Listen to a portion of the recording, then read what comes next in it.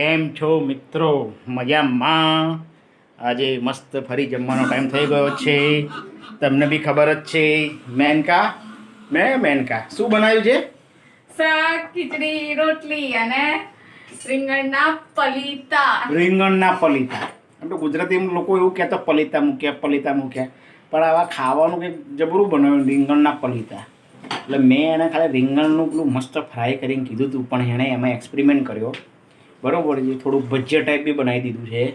હવે જોઈએ કેવું લાગે છે. મેં ટેસ્ટ કર્યું, તમને બતાવું ફરી ટેસ્ટ કરી. મને થોડુંક ભજીયા જેવું લાગ્યું, કારણ કે એની પહેલાં એણે બનાવ્યું હતું, બહુ સરસ બનાવ્યું હતું. એમાં લિમિટેડ તો એને સરસ ફ્રાય કરેલું હતું. બરાબર છે, હવે આપણે જોઈએ ચલો કેવું છે. તમને ટેસ્ટ કરીને બતાવું. હે મેનકા, જોઈ લો મિત્રો, આ રીંગણના પલીતા કેવા હોય, ફ્રાય કર્યા છે. ચલો તમને ટેસ્ટ કરીને બતાવી દઉં. જોઈ લો, આ રીંગણનું પલીતું મેં લઈ લીધું છે. મને નામ જ કંઈક વિચિત્ર લાગે છે, એટલે હસવું આવે છે. ચલો ટેસ્ટ કરીને બતાવીએ.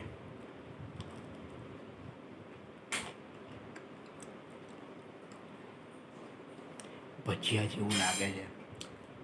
ખબર નહીં, રીંગણનું પલીતું પણ આમ સારું લાગ્યું. પણ મારે જે જોઈતું હતું ને એનાથી થોડું અલગ છે, તો બી સરસ છે.